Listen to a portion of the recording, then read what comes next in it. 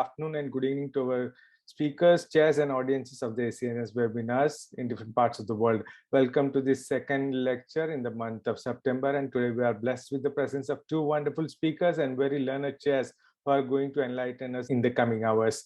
The speaker for the first session of today is our honorable guest from the United Kingdom, Dr. Amar Saxena. Dr. Saxena is a senior consultant neurosurgeon at the University Hospitals of Coventry and Warwickshire, based in Coventry, West Midlands in the United Kingdom.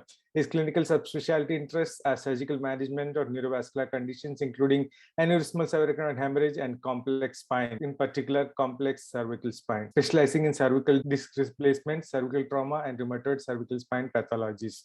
Dr. Saxena's surgical expertise also includes surgical management of meningioma, surgical management of craniofacial syndromes like trigeminal neuralgia and hemifacial spasm, and endoscopic treatment of obstructive hydrocephalus. We are extremely honored to have him today to be a speaker at our webinars, and today he'll be talking about craniocervical junction injuries. The second speaker for today is our honorable guest from China, Professor Xu Jiangyu. Professor Jiangyu is a professor of neurovascular intervention radiology and neurosurgery. He is also the director of the cerebrovascular hybrid surgery department at the Henan Provincial People's Hospital. He specializes in the diagnosis, surgical treatment, and interventional treatment of cerebrovascular diseases. We are extremely honored to have him today to be a speaker at our webinars, and today he'll be talking about hybrid surgery for craniovertebral junctions, AV fistulas. The chair for the first session of today is our honored guest from Turkey, Professor Mehmet Zileli. Professor Zileli is the professor of neurosurgery in the Department of Ege University, Izmir, Turkey. He is the past president of the Turkish Neurosurgical Society, Middle East Spine Society, World Spinal Column Society, and current chairman of the WFNS Spine Committee. We are extremely honored to have him today to chair the session of Professor Saxena. The chair for the second session of today's webinar is our honored guest from Japan, Professor Kensuke Suzuki. Professor Suzuki is a professor and chairman, Department of Neurosurgery, Tokyo Medical Center University, Saitama Medical Center, Tokyo, Japan. He is a hybrid surgeon and specializes in the clipping and bypass as well as neuroendovascular therapy for cerebrovascular diseases. He is also an expert at the surgery of the skull-based tumors, and we are extremely honored to have him today to chair the session of Professor Xu Jiangyu. On behalf of the Education Committee of the ACNS and the President, Professor Yoko Kato, I would like to welcome both the speakers, chairs, and the wonderful audiences to this online platform of ACNS webinars. Dr. Liu Bun Singh from Malaysia is my co-host for today. And with that introduction, I would like to hand over the podium to the first chair, Professor Mehmet Zileli. Thank you for very nice introduction. I'm honored to moderate this session. And in this session, we will discuss a very difficult problem of the craniocervical injuries. Actually, at this region, the injuries cannot be noticed at the time of admission to the hospitals, but we must suspect them if there is a significant neck pain. And with the advent of imaging techniques, we are seeing more and more craniocervical injuries. Some of them are very subtle, like occipital condyle injuries. But one of them is very unique, the destructive injuries of the occipital-cervical junction, which may cause big morbidity and mortality for the patients. I invite Dr. Amar Saxena to give his lecture on this very unique problem. Thank you, dear Dr. Amar. So I'll be talking about craniocervical injuries, including epidemiology, classification, diagnosis, and management. 20% of all fatal victims of road traffic accidents are associated with severe cervical spine injury, and 80% of these involve C1, C2, or the occiput. So any patient who's been brought in unconscious following a very high velocity or high impact injury, you must suspect an upper cervical spine injury. Similarly, patients with significant neck pain following an injury like this you must suspect something like this. Before we start the discussion of individual fractures, I would like to go through a little bit of anatomy, starting from the superficial muscles, which are trapezius and sternocleidomastoid. The deeper layer splenius capitis, which you can see here and in this area. And then the next layer is semispinalis capitis. And then we have the deeper muscles of the suboccipital triangle, which include the rectus capitis posterior major and minor, and the two oblique muscles, superior and inferior, which connect the occiput to C1 and C2.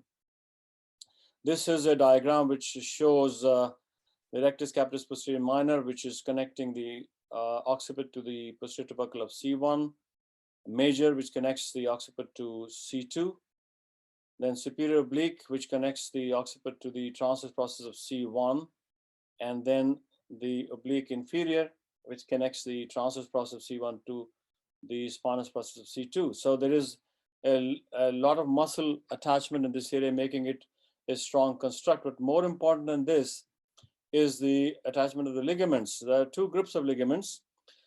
One, those which connect the skull to the C1 vertebra, so atlanto-occipital joint anterior capsule, the atlanto-occipital membrane ligaments, anterior and posterior, two lateral atlanto-occipital ligaments, and the cruciate ligament, which connects the occiput to C1, and it also connects it to C2. Then ligaments connecting occiput to C2 include apical ligament, the LR ligaments, and the tectorial membrane. This is a nice depiction of the same diagrams, the odentoid peg, the apical ligament, the two LR ligaments, and the vertical part of the cruciate ligament, the transverse part called the transverse ligament, and the occipital cervical joint capsules. This is the lateral projection, which shows anterior atlanto-occipital membrane, posterior atlanto-occipital membrane, and the apical ligament, the vertical part of the cruciate ligament, and the tectorial membrane. So these make this structure very strong. Now this is the bony anatomy of the atlas and the axis. The atlas has the superior aspect, the superior facets for the condyles, the anterior tubercle. There's no body of C1. The anterior tubercle has a facet for the dens.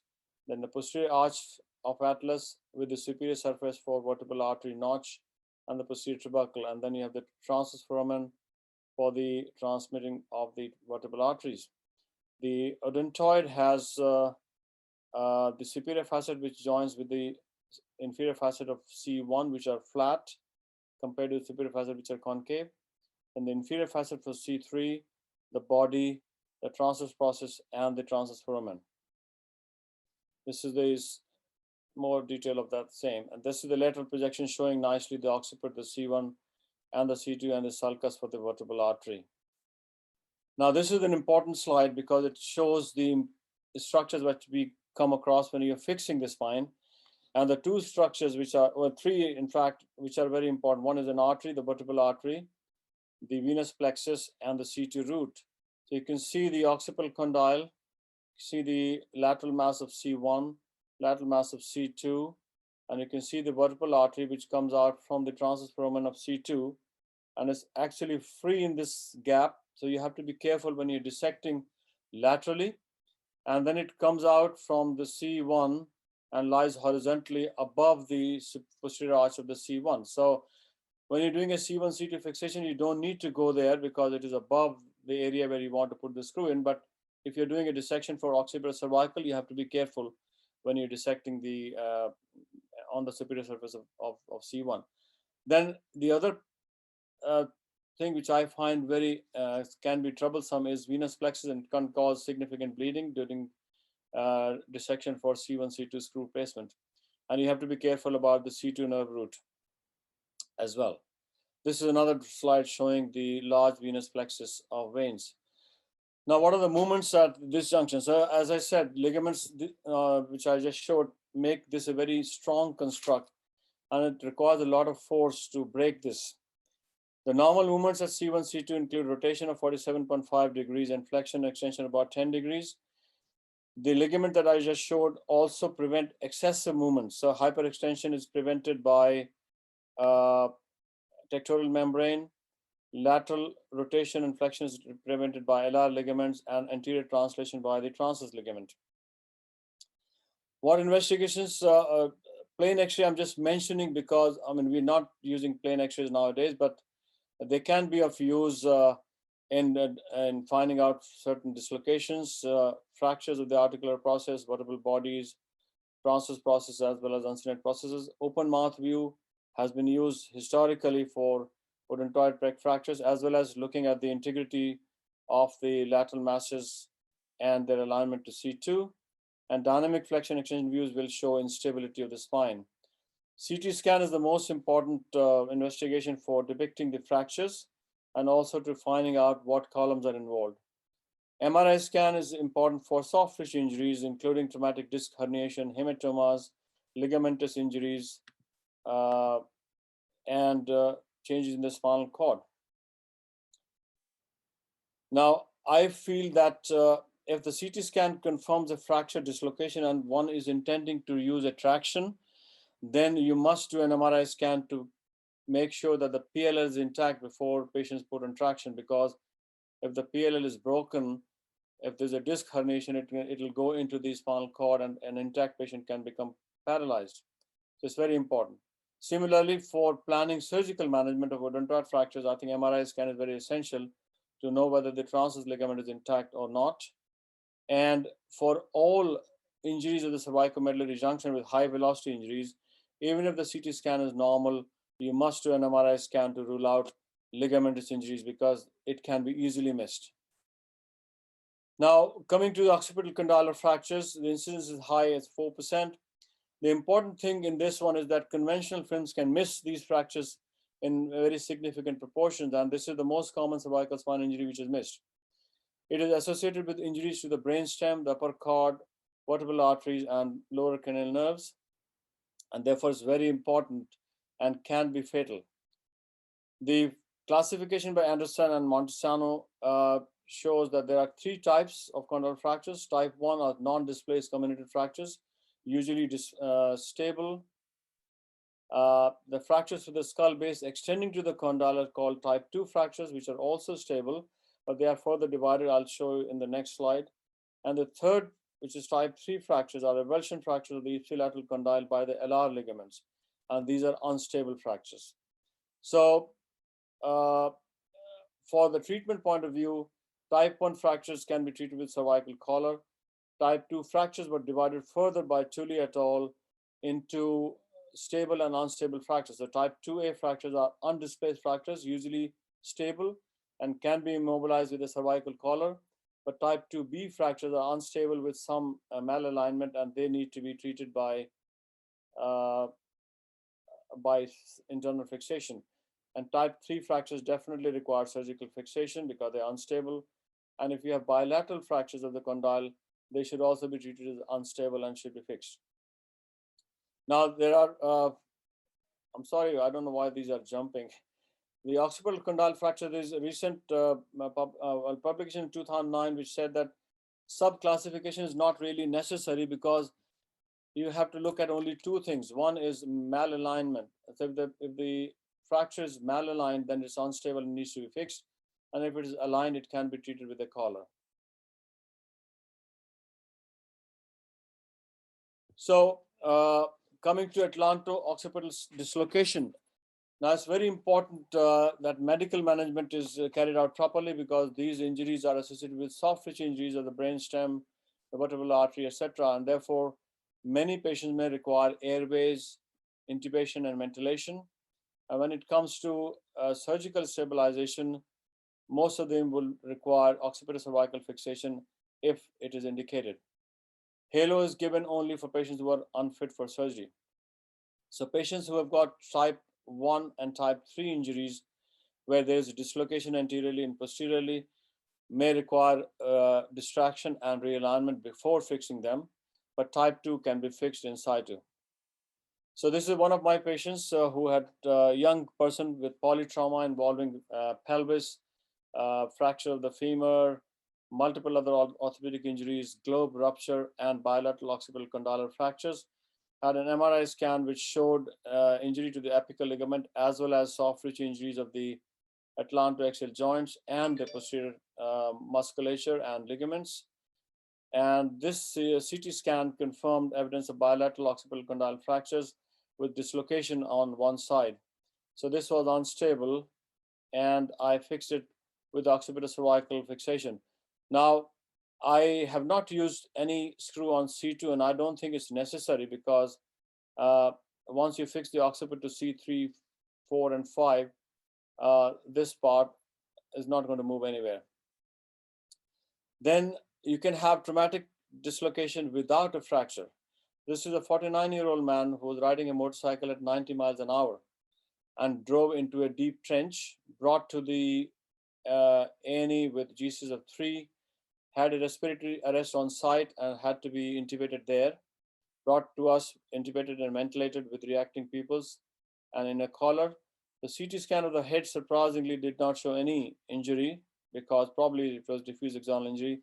And the CT scan of the cervical spine was also reported to show no bony injury. Initially admitted to critical care, was ventilated, and then he had a tracheostomy and then gradually woken up.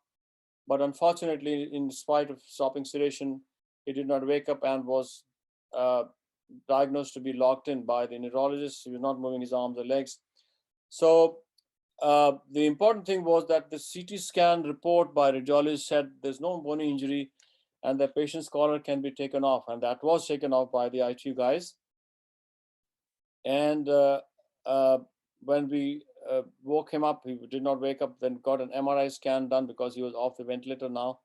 And that showed all the ligaments had been injured, including the dura was torn, although the CT scan was normal. So it was complete distraction. You can see the gap between occiput and C1 and gap between C1 and C2.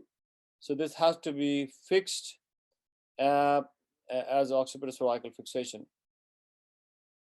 The basically, if we talk about briefly about atlantoaxial occipital dislocation, the mechanism of injury is either hyperextension, extreme lateral flexion, or hyperflexion. All of these can cause distraction injuries of this region. It is highest incidence is in the pediatric age group. Associated injuries, as I said, include brainstem, cervical cord, cervical nerve roots, vertebral arteries, etc. Prognosis used to be bad, as Professor said earlier. Most of these patients would die, but now with better technology and anesthesia, etc., some of them can survive. I'm not going to go through this X-ray method of diagnosing dislocations. Now, coming to C1 fractures, the mechanism is usually axial loading applied to the vertex, driving the occipital condyles into lateral muscles of C1. And this can be either involving the anterior arch or the posterior arch, or lateral masses, or both anterior and posterior arch. And I'll just show you in the next slide. This is Jefferson's classification. So if you have anterior arch or posterior arch fractures, they are called Jefferson's type 1 and type 2, or Landel's type 1. If you have a fracture involving both anterior and posterior arch, either at 4 points or on 2 points, either on the same side or on oblique sides, that's Jefferson's type 3 and Landel's type 2. And type 3 Landel's is same as Jefferson's type 4, which involves lateral masses of C1. The Dickman classification is based on the integrity of the transverse ligament. So you have type A and type C, which means that transverse ligament is either broken in the middle or it has avulsed from the bone, and they are called Dickman type 1. And B and D are actually avulsion fractures of the transverse ligament, and they are called type 2. Now, investigations, the most important thing in C1 fractures is the integrity of the transverse ligament, which is crucial in deciding whether this area is stable or unstable. So X-ray, open mouth view, lateral view with flexion extension views. If the atlantoaxial interval is more than 3.5 millimeter on flexion, it indicates that the transverse ligament is not intact.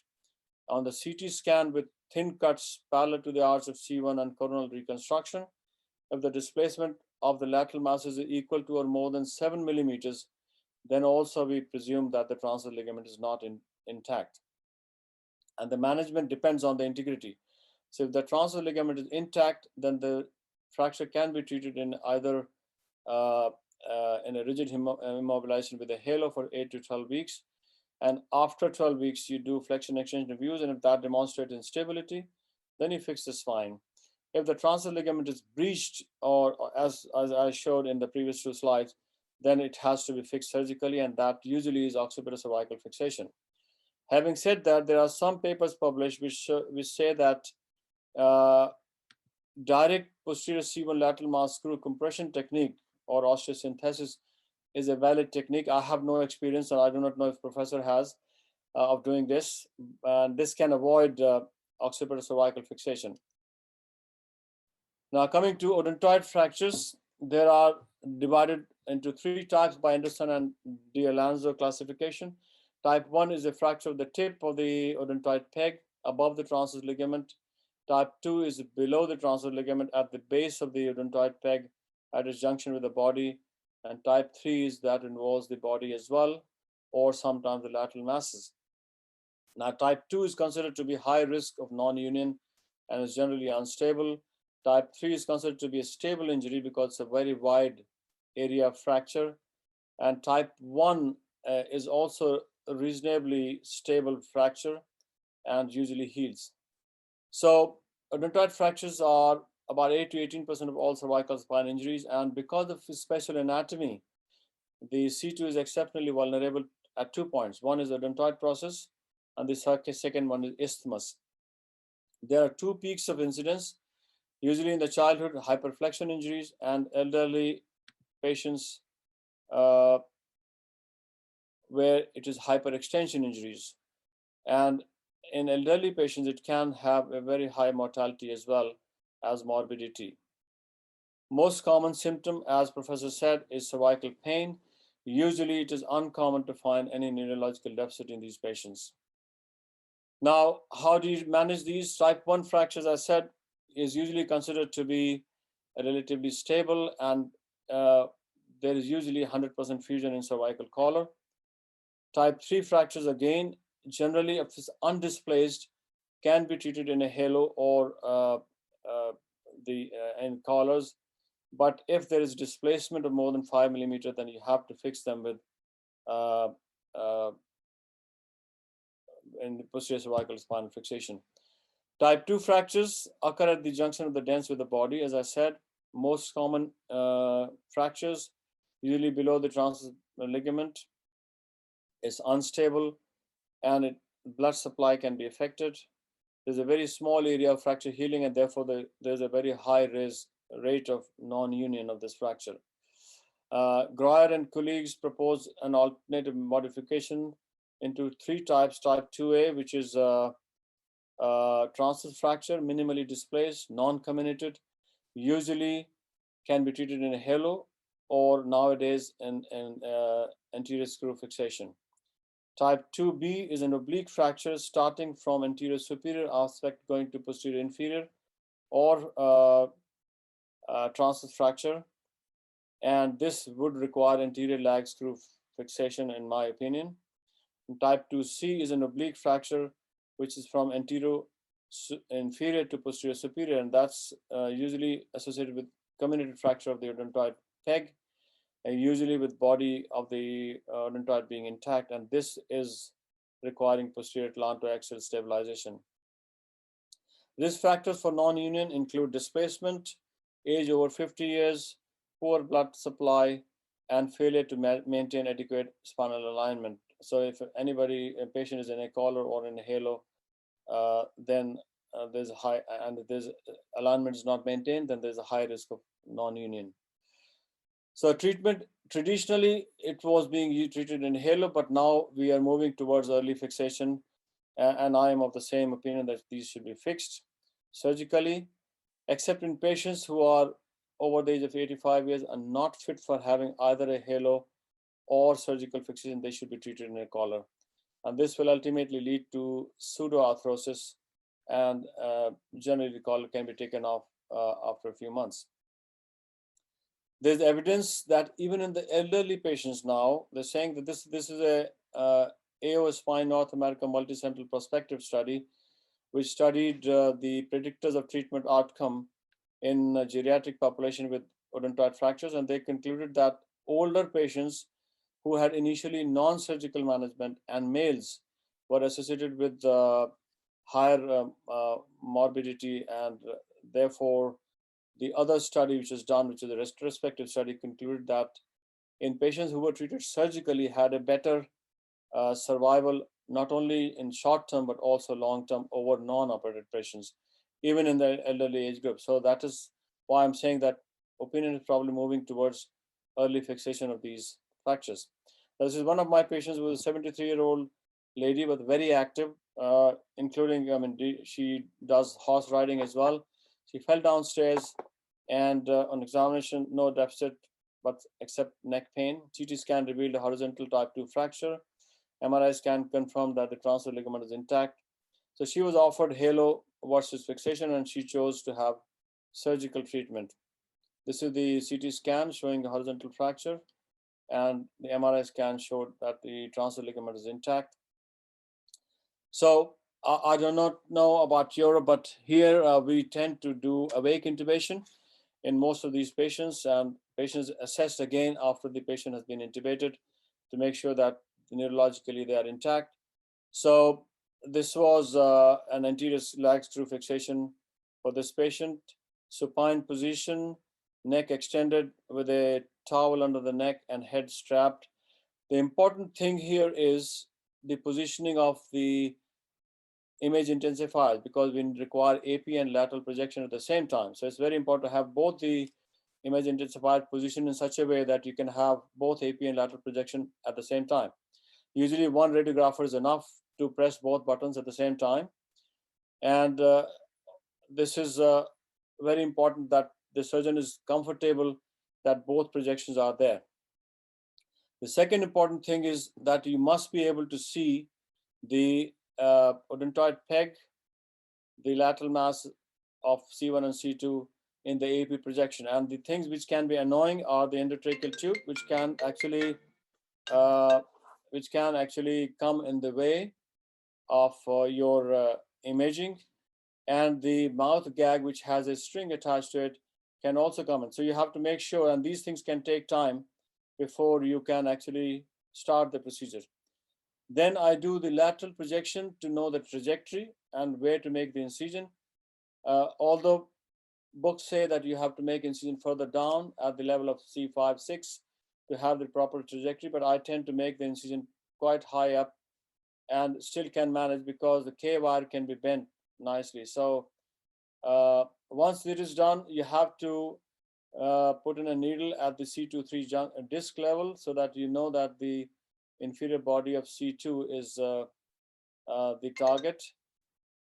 This is the X-ray needle with at the C2-3 disc level, and then you start with the entry point at the anterior inferior aspect of C2 and project it backwards to the posterior aspect of the odentoid peg, and that is the angle on the lateral projection. So you use the K-wire gradually under X-ray control. The K-wire is inserted. Once it is reached the point that you want to reach, you take the drill out and put in a clip so that the K-wire doesn't get pushed inside and doesn't pull out. It's very important. And then you insert the cannulated screw on top of the wire till it reaches the end, and then you take the K-wire out. So this is AP and lateral projection of the same procedure. The K-wire, then you insert the screws, and then you take the K-wire out. And this is the post-operative picture. Now coming to atlantoaxial instability, surgical option for atlantoaxial instability, which could be either because of C1 fracture or a combined C1-C2 fracture. They can be treated by posterior approaches like transarticular screw fixation, C1-C2 rod and screw fixation by the Harms technique, or occipital cervical fixation. So historical methods of fixing C1-C2 include interspinous atlantoaxial fixation, Brooks wedge compression technique, and Gailey fusion, which we all are aware of, which is basically wiring as well as bone grafting. But we have moved on from there. This is just to mention for the sake of completion. Then the next method was transarticular screw fixation. I don't use that because you have to do a lot of flexion of the neck, and I find it difficult to put in the transarticular screw. The trajectory can be very difficult. So I don't use that, but this is just for completion's sake, again, showing the transarticular screws along with the bone graft. And this is the post-op X-ray. So we have moved on to something which is polyaxial. Now, this is the first paper published by Professor Goel, which showed that you can fix C1, C2 by using plate and screws. This was published in 1994. And then a few years later, in 2001, was this paper published by Professor Harms using polyaxial screws and rod fixation. And this is the method which we are using nowadays, which is called the Harms technique. Now, this is my case number 4, a 67-year-old lady with history of fall, with no deficit, good medical history, type 2 odentoid fracture, which was oblique fracture, so not fit for anterior lag screw fixation. And the MR scan also was not sure about the integrity of the transverse ligament. So we decided that we should do C1, C2 fixation for this one. So this is the CT scan, and this is MR scan where there was doubt about integrity of the transverse ligament.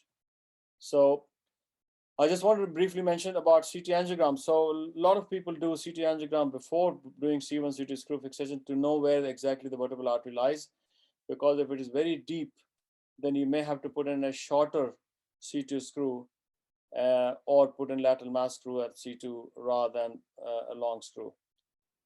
Now, anesthesia, again, awake intubation, and once that is done, the patient is put in the prone position using all precautions. I prefer to keep the collar on as well as the head ring of the halo, which the patient was in. And once they are put in the prone position, the halo is fixed to the table, and that can be quite stable. Incision, you have to expose the C1, C2, and also part of the occiput to go laterally to the lateral masses. This is the diagram showing the entry point for C1 and C2 lateral masses. You have to be careful about vertebral artery here when you're dissecting laterally, because this area is exposed. I mean, there's no bone cover. So I just want to say that the inferior lateral entry point of C2 is about 3 to 5 millimeter medial to the lateral part of C2 lateral mass, and about 5 millimeters above the inferior part of C2, so somewhere here. And then trajectory is absolutely straight, neutral, not angled medially or laterally. You can actually feel the pedicle with a dissector and know exactly how you're going, but it is good to use the lateral projection like this one. So this is C1 screw, C2 screw, and then the rods. And this is the post-op CT scan. Now coming to Hangman fractures, CT Hangman fracture. So this is because of anatomical disruption of the pars interarticularis on both sides, usually as a result of hyperextension and compression injuries with axial loading, occurs in RTAs, falls, or diving accidents. And this fracture is very similar to that seen in judicial hangings, but surprisingly, in hangings, there is generally injury to the vertebral artery and cranio-cervical junction. That's how the people die, who are hanged die. But surprisingly, in RTAs involving Hangman fracture, there is no vertebral artery injury, and I do not know the reason for that, but it is good in a way. This is the Effendi's classification, type 1, showing vertical fracture of the just posterior to the isthmus. Type 2 is significant angulation and translation. Type 2A is angulation but no translation, and type 3 is subluxation of the C2, C3 junction facets as well. So that's quite unstable. So most of these Hangman fracture would heal without surgical intervention, and therefore they can be treated in a halo, followed by for 12 weeks, and then followed by flexion exchange views. Surgery is reserved for those patients who have severe angulation, or there has been failure to reduce the angulation or subluxation, or there is a significant disruption of the disc itself on MRI scan, and those which have not healed in halo. And the surgical options are either going from the front, so you can fix C1, C2 like an ACDF with a plate, or you can fix it from behind with C1, C2, and C3 posterior fixation.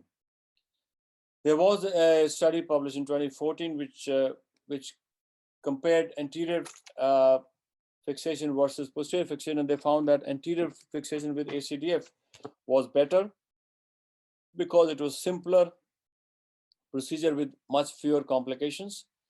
And there was another study which compared C2-3 fixation from posterior approach compared to C1, C2, and C3 fixation, and they found that C2-3 fixation was better compared to C1, C2, and C3. I don't have an experience with this. I've used C1, C2, C3. I'll be guided by other people in the audience. So this is another patient of mine who had Hangman fracture, and you can see the fracture involving the posterior part of the body as well. And there was significant soft tissue injuries as well. And I actually fixed C1, C3, and C4, avoiding C2 completely. And he did very well. So this is the posterior, post-operative CT scan confirming that. This is another patient who had combined C1, C2 fracture, 80-year-old lady with a history of fall downstairs with no deficit. CT scan revealed fracture of the Jefferson fracture of C1 and comminuted fracture of C2 as well.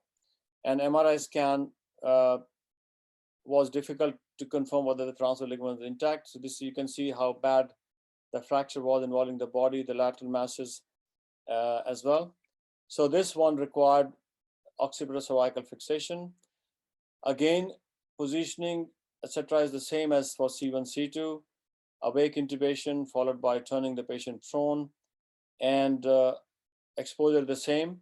And then we put in lateral mass screws, and then you put in the cervical plate. And this important point to remember about cervical plate is you need to decide how high the plate should be, how long the screws should be, because this is skull only is not as thick as the bone is in the spine. So they are shorter screws. So all these are very important. And the angle of putting the screws can be really difficult in some patients. So you have to be aware of that. So this is what the final picture of this patient was. So now summarizing, I would say that occipital cervical injuries must be suspected in high velocity, high impact injuries, particularly in patients with neck pain and stiffness. You should suspect them because they can be easily missed. There's recent evidence to suggest that surgical management of odentoid fractures might have better outcomes even in the elderly patients. Although majority of fractures would heal in a halo, the halo itself has significant morbidity, and therefore there's a trend towards more surgical fixation. And aim should therefore be surgical fixation if you can do, unless there is significant comorbidity. So type 2 transverse fractures should be, if the transverse ligament is intact, should be fixed by anterior lag screw fixation. Oblique fractures, where there's a doubt about integrity of the transverse ligament, should be fixed by C1, C2 fixation. And where there is a comminuted fracture of the body of C2 or lateral masses are fractured, they should be fixed by occipital cervical fixation. Thank you. Thank you very much, Professor Zileli. Yes, very nice talk, really. You summarize all craniocervical injuries, upper cervical trauma. Thank you a lot. There is, I see one question from the participants that is saying that posterior fixation, I think he's meaning C1, C2 fixation. Do you advise occiput fixation if you cannot insert screw at C1? Well, good point. I've never faced this point because C1, the screw is an easy screw to fix because lateral mass is a quite a large amount of bone. So C1 screw fixation is not, it's never usually a problem. And therefore, I do not know. I can't really answer that question. But yeah, if you can't put in, then you have to go to occiput, but you should try and avoid. But C1 lateral mass is quite a big chunk of bone. and it's not difficult to put in C1 screw. Yeah. In majority patients. What? How do you find it? There are some surgeons using hooks for C1 instead of screws. Okay, good question. I used a hook once only in my life, and I decided never to do it again. This patient was operated with one of my colleagues, and we put in the hooks, and the patient post-operatively developed neurological deficit, which was not there before. And when we scanned him, we found that there was a compression of the underlying cord. So we had to go back in, take the hook out, and put in the screw. So I don't think that's a good idea. Yeah. What about C1, C2 transarticular screwing? Actually, Magel has introduced. Did you leave it, or are you still using it? No, I don't use it, and I think the reason why this is maybe it is me, I don't know, but I find that first of all you have to flex the neck quite a lot to get the trajectory right. It's very difficult to get a trajectory to the joint itself.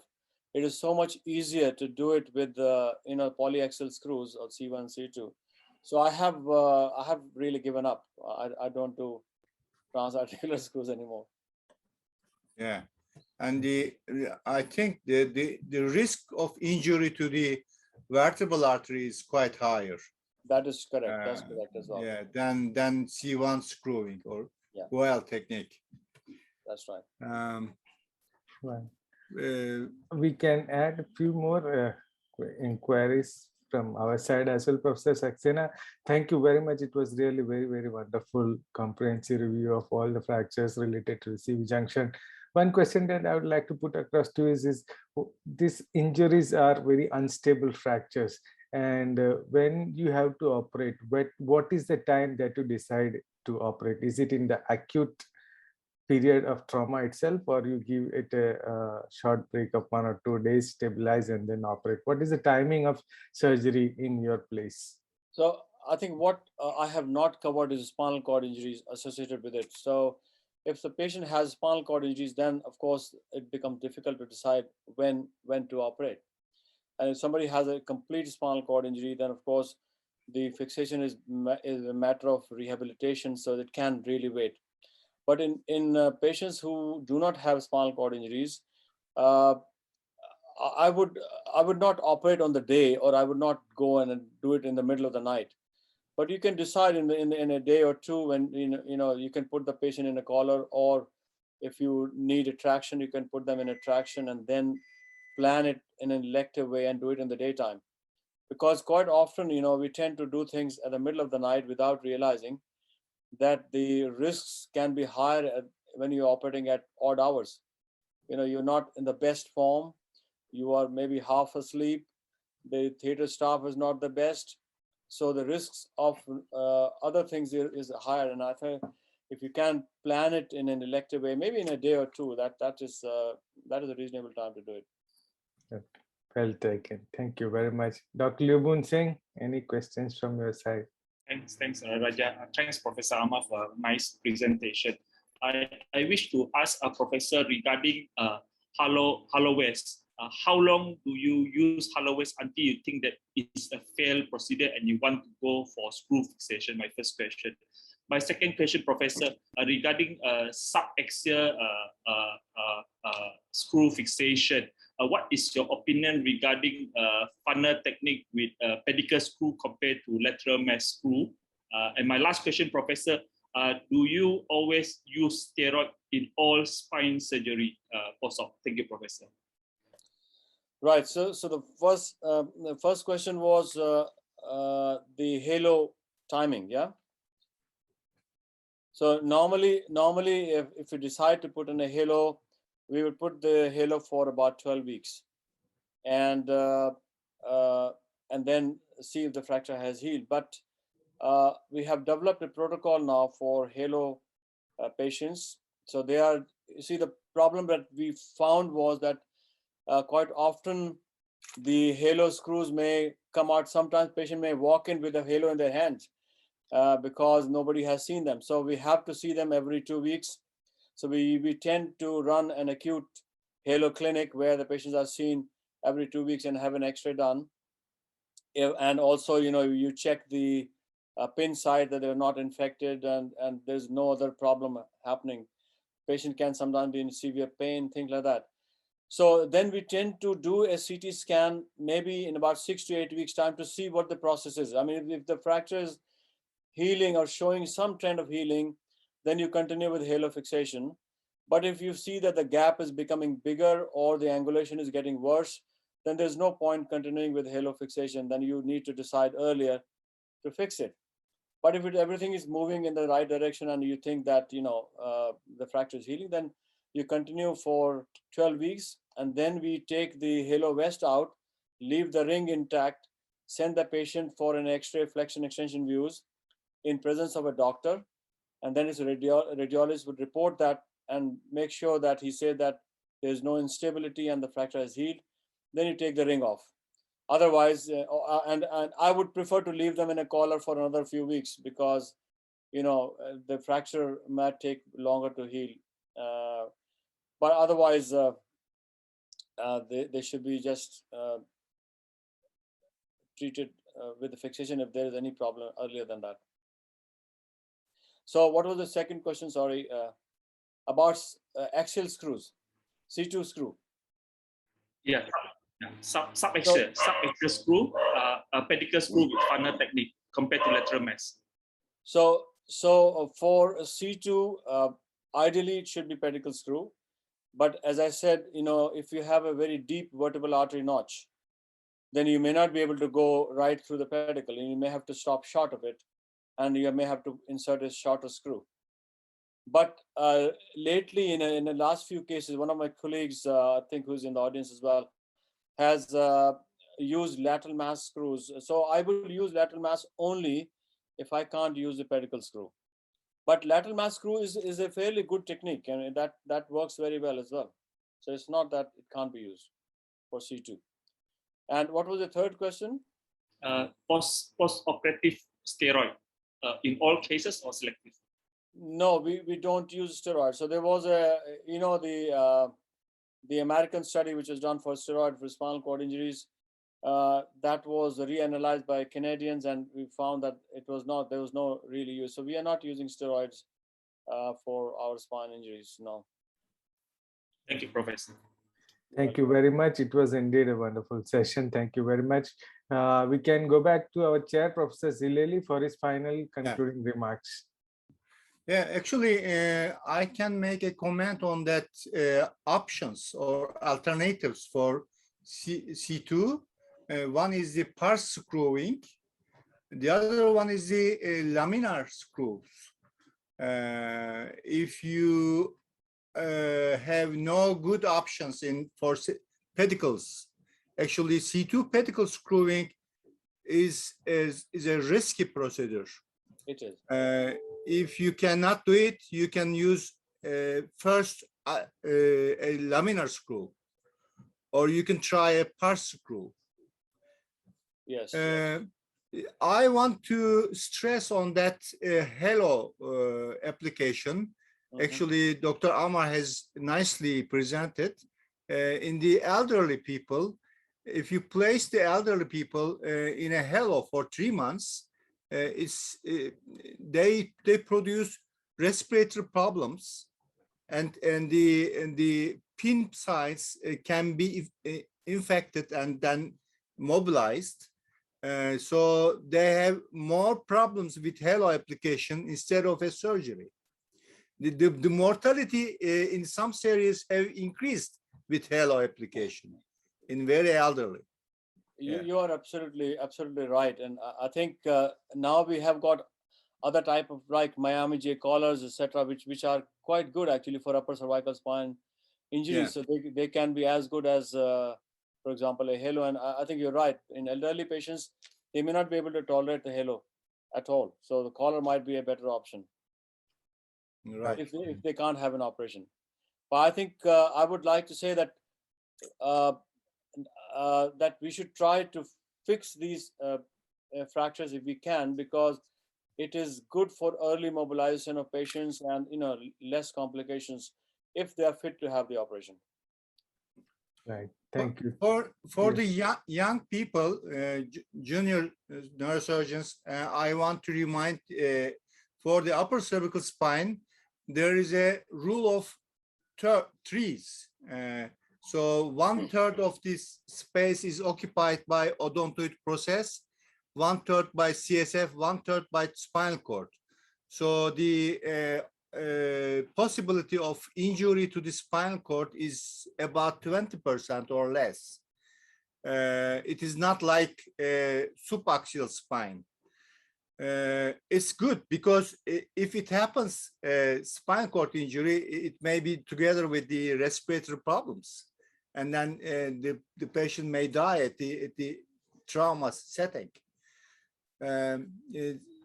But it is not our routine to use steroids also in case of spinal cord injury. Right. Thank you. Thank you very much. I think we can wind this session up. But before going on to the second section, may I kindly inquire if Professor Zileli and Professor Saxena would be staying back for the second lecture? Yeah, I'm happy to say, yeah.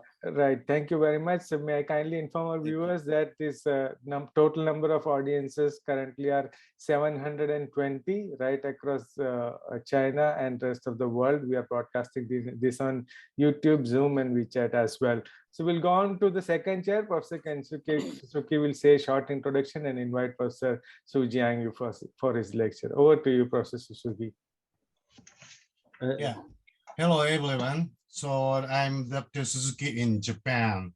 So here is the second lecture by Professor Zhang Yu from China about the craniocervical junction AVF at the very rare disease. So I introduce Professor Zhang Yu. He is a professor of neurovascular interventional radiology and neurosurgery in Henan Provincial People's Hospital in China. He is a specialist of diagnosis, surgical treatment, and interventional treatment of cerebral vascular disease. Professor Zhang Yu, can you hear me? Yeah. So let's start your lecture. Thank you very much. Thank you. Thank the question master's introduction, and thanks Dr. Xubin, and thanks the ACNS webinar platform gave me this opportunity to show some of our, and today my topic is hybrid surgery for cranial cervical junction AVF. The cranial cervical junction AVF is rare vascular malformation accounting for 1% to 2% of cranial, cerebral, and spinal AVFs. It may present as SAH, acute neurological deficits, or slowly progressive myelopathy due to venous congestion, in contrast to spinal lumbar AVFs that commonly present with venous congestion. This disease can have intradural, dural, or epidural AV that are fed by the spinal or dural artery and can be located on the spinal cord or dural matter. The complexity of angiography makes it diagnosis controversial.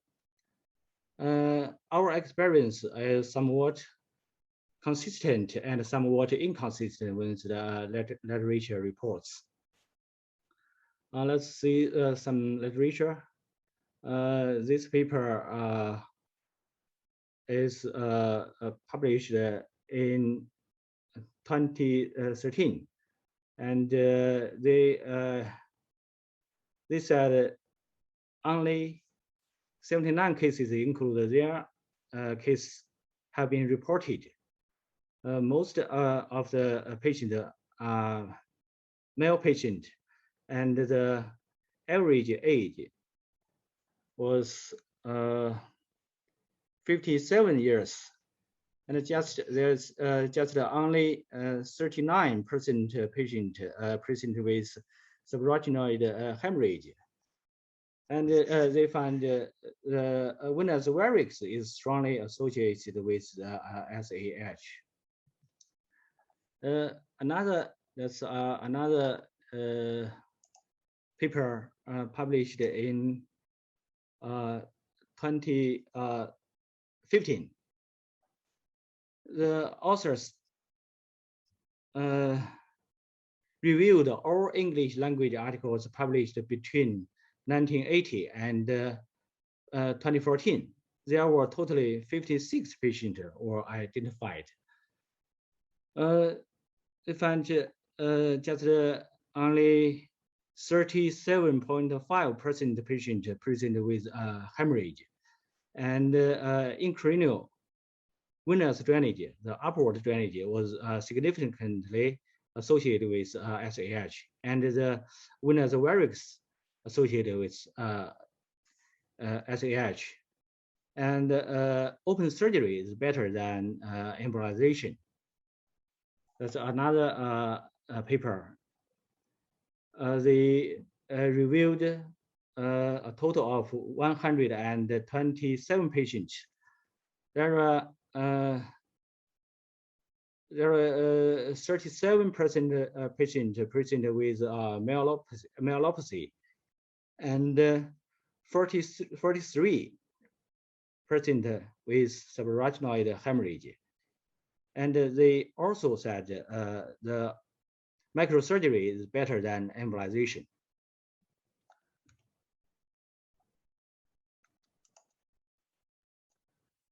These three articles have one thing in common. Only about 40% of patients present with subarachnoid hemorrhage. But in our hospital, the majority of the patient, about 90% of patients present with subarachnoid hemorrhage. Why is there such a difference between our experience and the literature? I carefully studied the data in the literature, and it seems to have an answer. I find in the literature, there's some of AVFs supplied by occipital artery, or middle meningeal artery, or ascending pharyngeal artery, and these DAFs did not belong to the cranial cervical junction AVFs. And it is well known that cranial cerebral AVF rarely present with hemorrhage. I think these DAFs should be excluded. Like this case, for example, is a case of DAF in the tentorial region, only the tentorial region, only the draining vein pass through the cranial cervical junction, which is not what we were going to talk about today, and should be excluded. It was not until I saw this article that I began to feel relieved that our data were not too far off. In 2017, some Japanese researchers published this multi-center cohort study that they defined the AV shunt at the level of C1 or C2 nerve roots, and they found that the majority of patients present with subarachnoid hemorrhage. This finding is consistent with our experience. The authors divided the lesions into 5 types and drew some beautiful anatomical diagrams. The 5 types is type 1 is dural AVF, type 2 is radicular AVF, type 3 is epidural AVF with pile feeders, Type 4 is epidural AVF, and type 5 is perimedullary AVFs. And the authors propose that this disease should collectively be referred to as radicular meningeal AVFs. I generally agree with the authors, but in their diagrams, all of the collecting vein are on or adjacent to the C1 nerve root. But in fact, in a few cases, the draining vein is the breathing vein rather than the root vein away from the nerve root.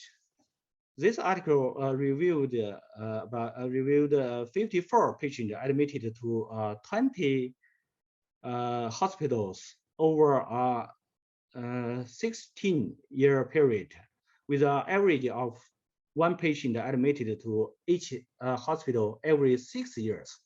It's so rare.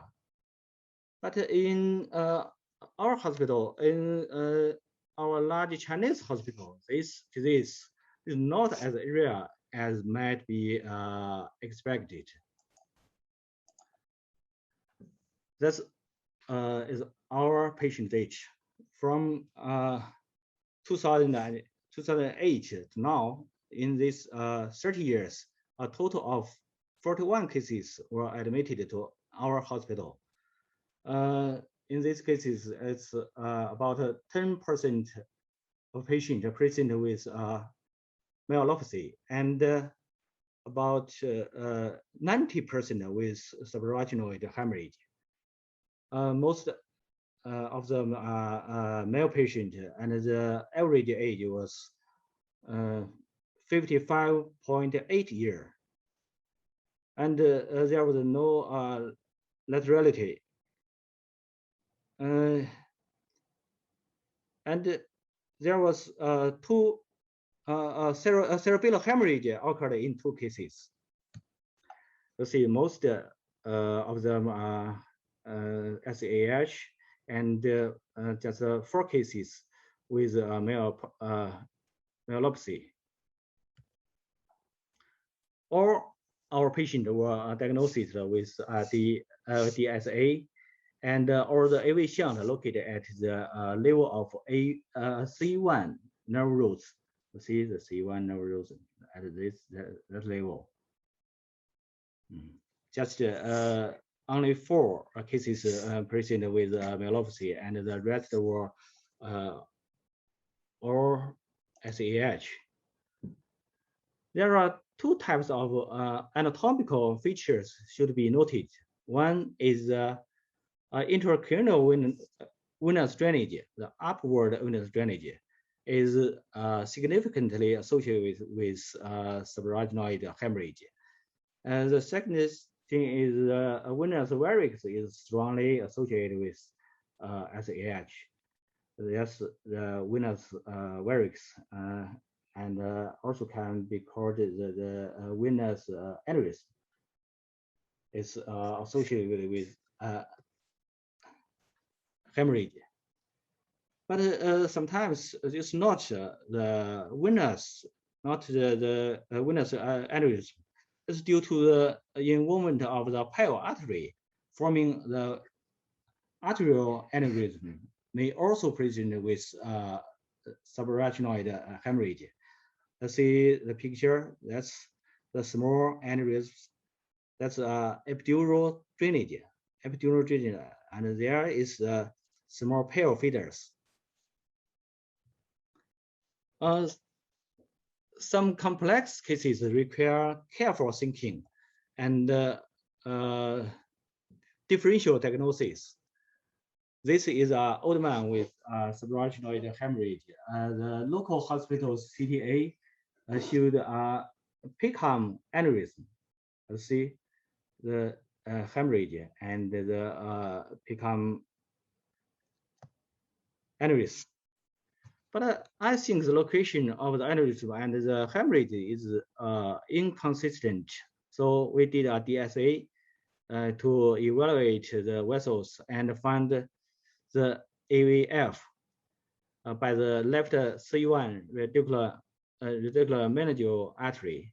This DSA picture is did by in the prone position. So the left side vertebral artery looks like the right side.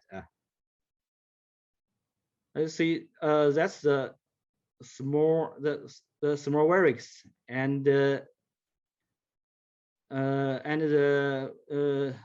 upward drainage wind went to the contralateral anterior condylar confluence.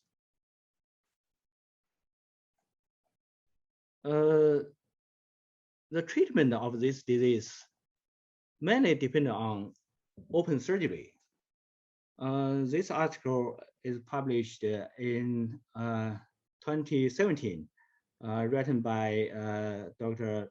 Thomas Threesen from Mayo Clinical.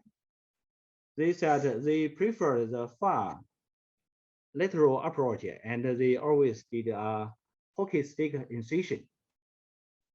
But our experience is not like this, like theirs.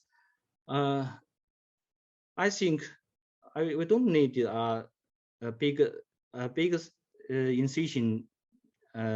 Just the suboccipital midline approach is enough.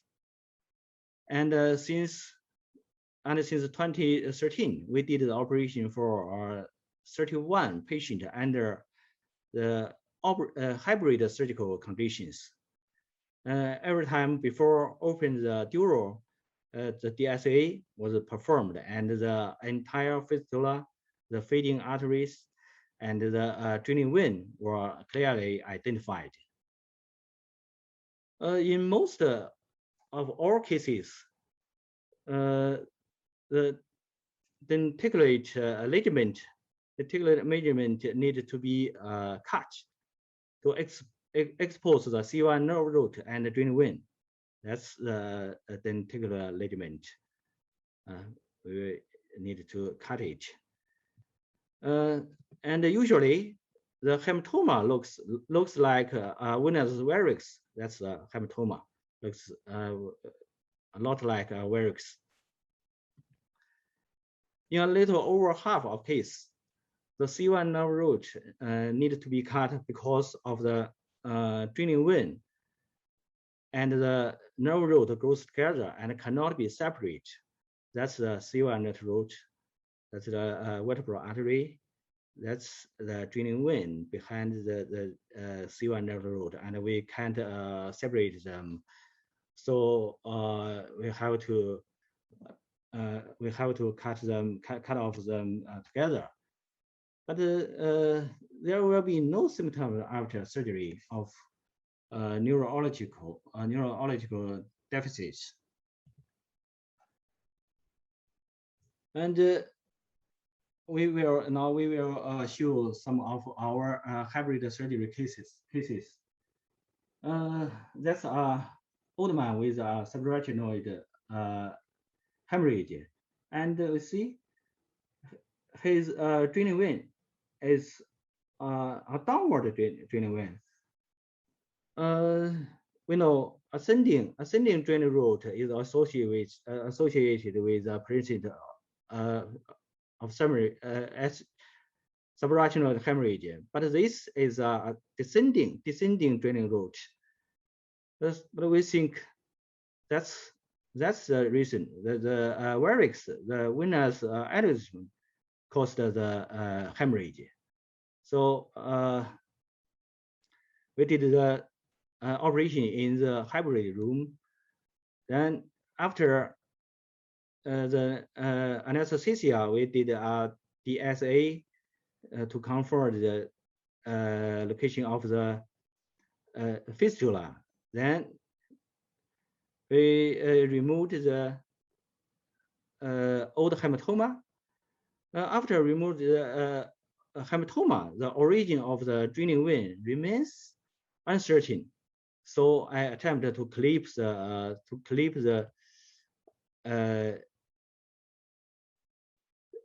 AV shunt with a temporary clip, then did a DSA to confirm that the clip was in the right place, then coagulate and cut off the AV shunt.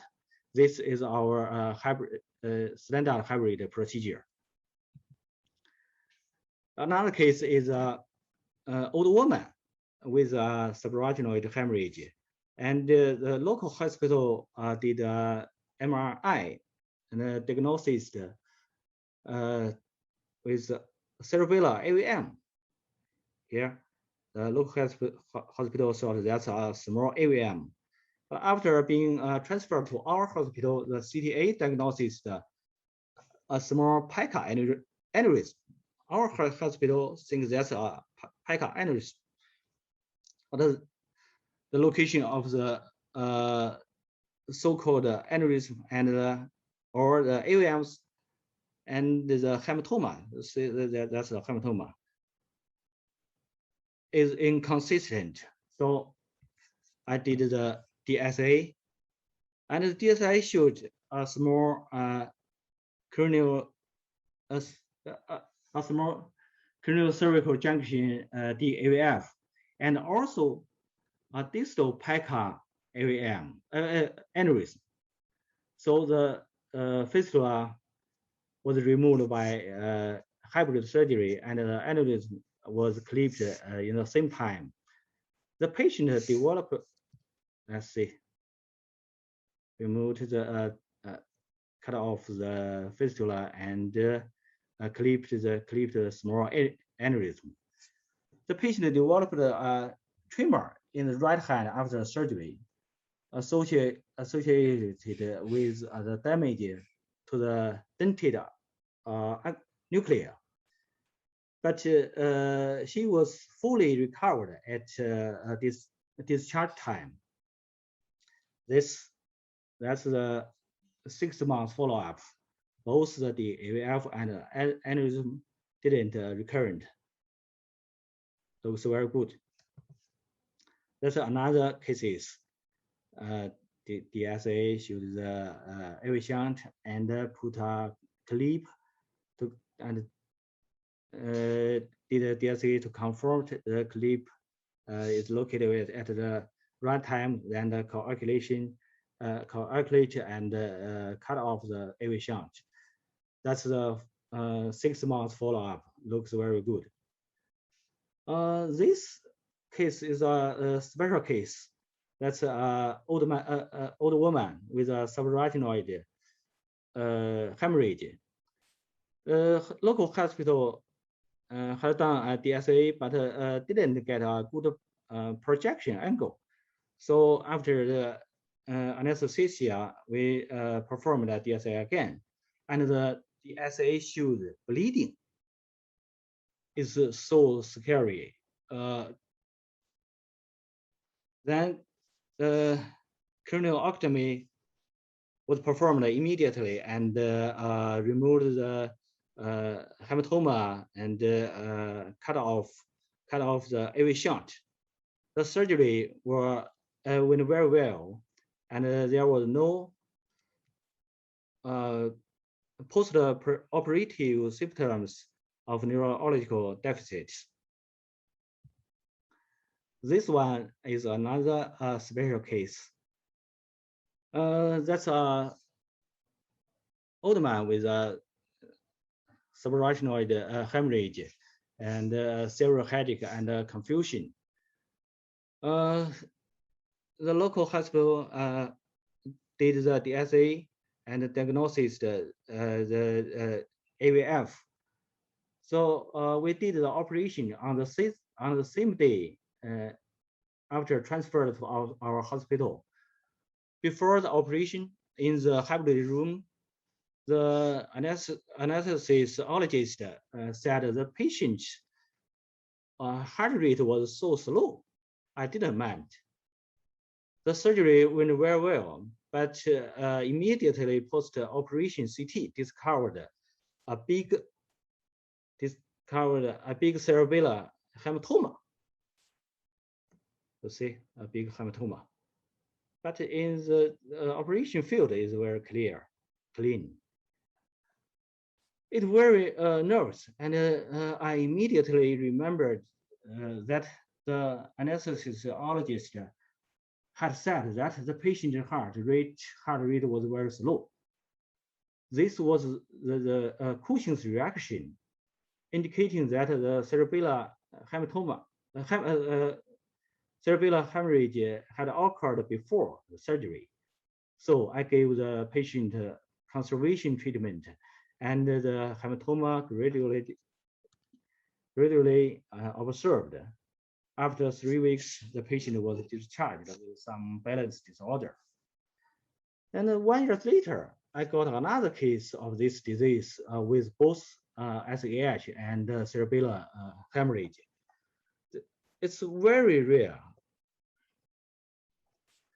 The cerebellar hemorrhage caused by the cranial cervical junction AVF is so rare, with a PubMed search yielding only 1 case. This case is reported by a Japanese doctor, and in 2016, that's a hematoma. So I think I should to publish our 2 cases.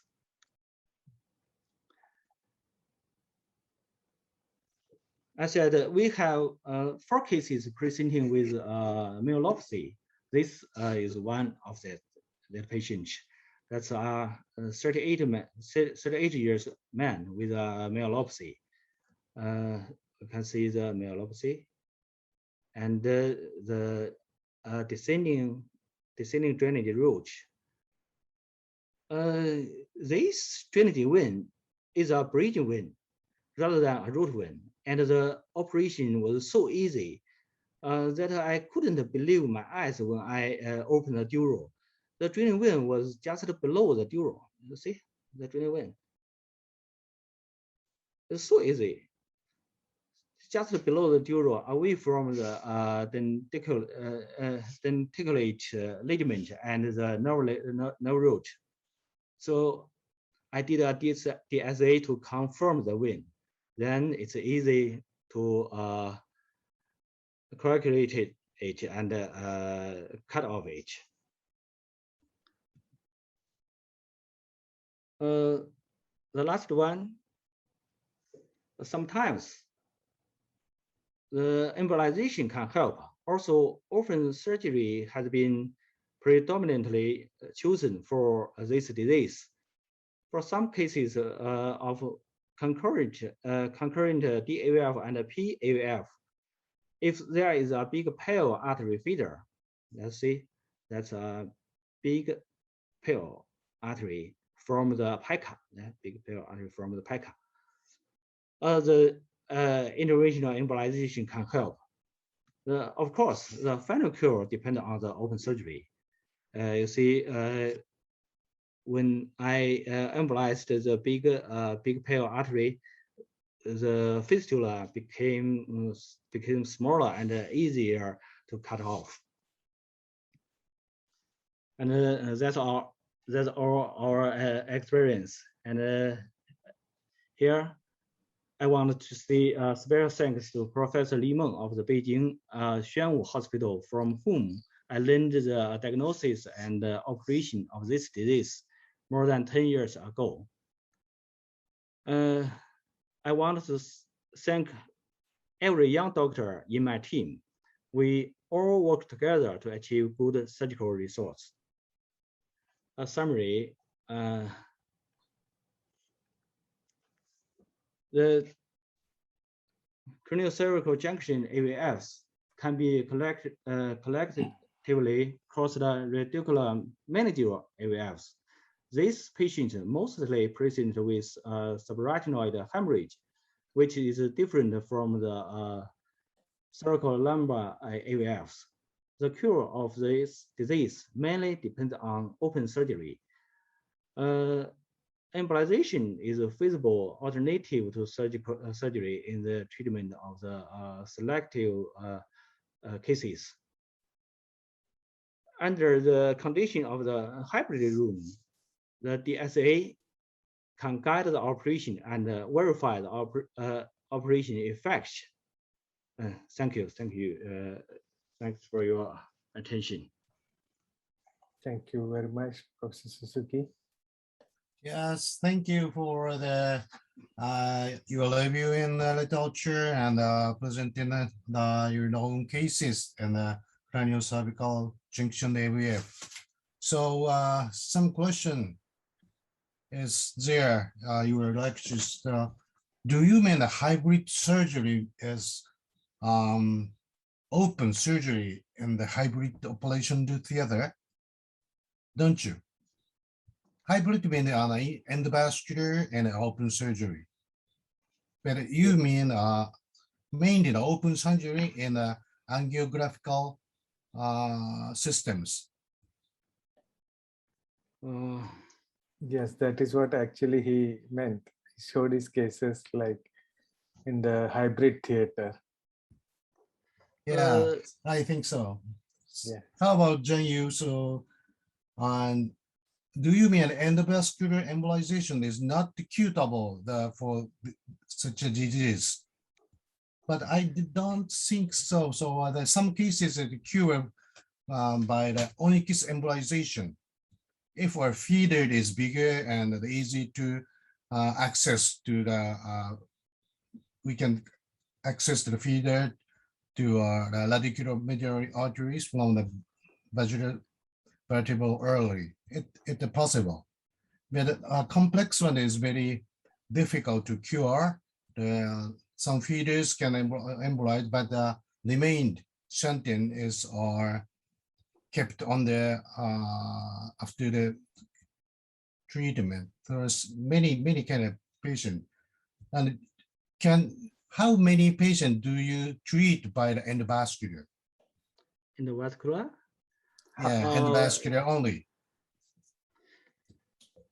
Just 2 cases. I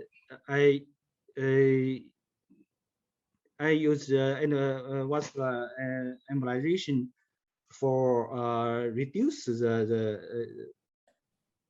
fistula flow, the fistula blood flow, and all of the cases, the final cure depends on the open surgery. And if you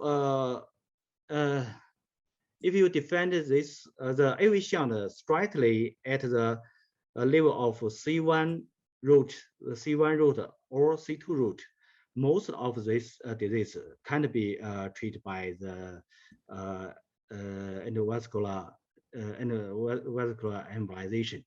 Is because most of the tail feeders were very small, can't navigation your microcatheter to into the artery. So I think we need to depend on the open surgery. Thank you. So I think I agree with you about the operation is open surgery is very effective to the simple AVF. The radicular medullary AVFs can cure by the open surgery, but a complex one with pirial artery is very difficult, I think. So you review in the Japanese literature in the 2018. So 54 cases of the AVF. So among them, the 4 cases was treatment only by the endovascular with onyx. So now I can use a better catheter or a better materials about such as the onyx, so you can treat endovascular treatment for the complex AVF. So in the near future, I think. Don't you think so? Yeah, thank you. One of my colleagues have attempted to treatment to treat this disease using the endovascular method. And this case is DAVF with PAVF. And it's very difficult to put the catheter onto the fistula. So he used some alcohol to to treat these cases, but the didn't cure the cases, and the patient have some neurological deficits after the operation. So I don't think it's a good method. Thank you. Well, so it is important that the classification of AVF by the angular structure. So pial or laticular, that is very important, I think. So any question? Not yet so far. We can wind this session up from your expert comments, Professor Suzuki. Yeah. Yes. You may give your concluding remarks, Professor Suzuki. What do you mean? Closing comments. So it is very important reviewing for the clavio-cervical AVF junction. Junction AVF is, I say it again, the classification is most important to choosing the treatment population or the endovascular. It is a nice lectures for the young neurosurgeon in the world. Thank you very much. Thank you very much. We had indeed a very wonderful session from Professor Suji Angyu. Now may I kindly wind this up officially on yes, Professor Saxena, any comments from your side? Definitely. I just wanted to say thanks to Professor Carter for inviting me and for you to organizing this very nice session. Thank you. Thank you very much. So I'll wind this up officially on behalf of the Education Committee of the ACNS and the President of COP I would like to thank both the speakers of today, Professor Amir Saxena and Professor Su Jiangu, as well as both the chairs, Professor Mehmet Zileli and Professor Kensuke Susugi, for the time and support for the ACNS webinars. A special thanks to Professor Shubin from Shanghai, who has been our main mentor from China, and he has been instrumental in giving us access to wonderful world-class speakers and broadcasting this into his country. Today we have around 720 audiences who have joined us live for this webinar. Thank you, my co-host Liu Boon Seng, for joining in today. So until we all meet on the 8th of September, it is bye-bye from everybody. Thank you everybody for joining us.